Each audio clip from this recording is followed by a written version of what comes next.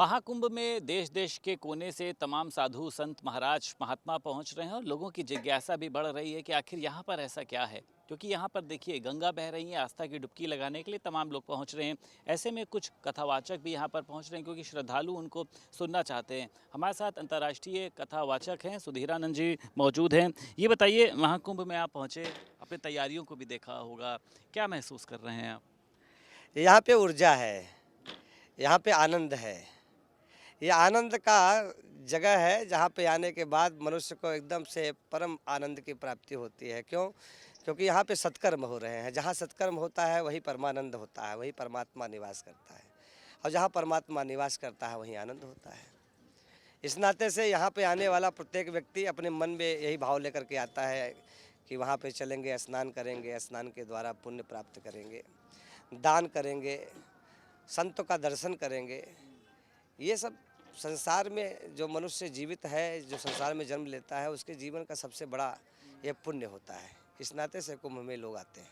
ठीक है, आज यहाँ पर एक प्रेस वार्ता हुई रविंद्र पुरी की अध्यक्षता में। ये अब हो रहा है कि सनातन जो बोर्ड है उसका गठन यहाँ पर किया जाना चाहिए। इसको लेकर 27 जनवरी को भी एक बड़ी यहाँ पे धर्म संसद लगेगी।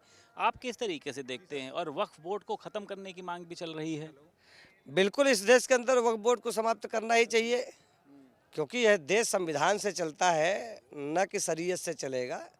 यह देश का एक देश होना चाहिए, एक देश के अंदर एक कानून होना चाहिए, उसका एक संविधान होना चाहिए, उसका एक नियम होता है, कायदा होता है, उसके आधार पर देश चलता है। देश कैसे भी नहीं चलाया जा सकता है। इस नाते से अगर वक्फ बोर्ड है, अगर इस देश के अंदर, यह देश धर्मनिरपेक्ष लोग कहते हैं, जबकि यह देश सनातन का है।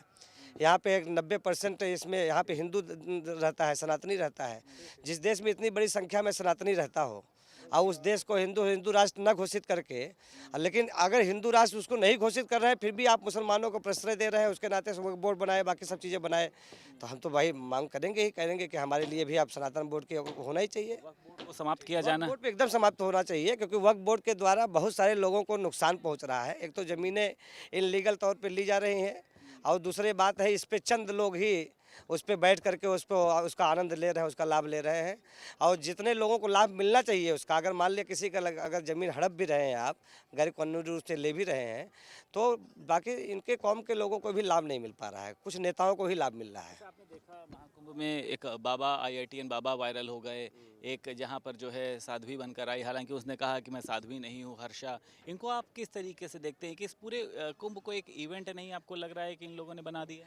इन लोगों ने नहीं बनाया है, इनको वास्तव में मीडिया के लोगों ने बनाया। आज सोशल मीडिया का ज़माना है, नौजवान और सोशल मीडिया का ज़्यादा उपयोग करता है, और नौजवानों के मन में यही सब चीज़ फितूर रहते हैं। लेकिन जो अध्यात्म से जुड़ा हुआ है, जो अपनी संस्कृति से जुड़ा हुआ है, जो सनातन से जुड़ा हुआ है, वह इस चीज़ को ऐसे नहीं देखेगा।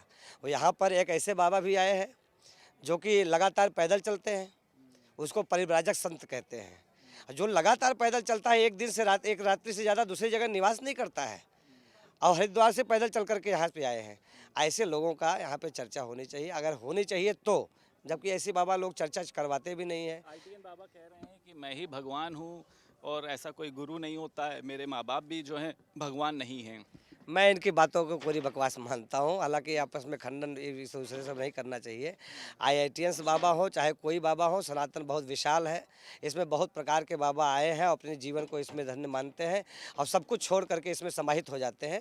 IITN बाबा को जो लेकर के लोग चर्चा कर रहे हैं, वो कह रहे हैं कि वो अपने माता पिता को नहीं मानते, ये ठीक नहीं है। सनातन में अपने माता पिता को सबसे बड़ा माना जाता है, इसलिए माता पिता का सम्मान होना ही चाहिए।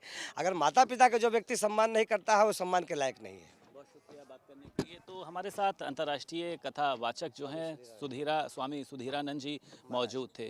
प्रयागराज से वीडियो जर्नलिस्ट शुभम के साथ संदीप खेर, भारत समाचार।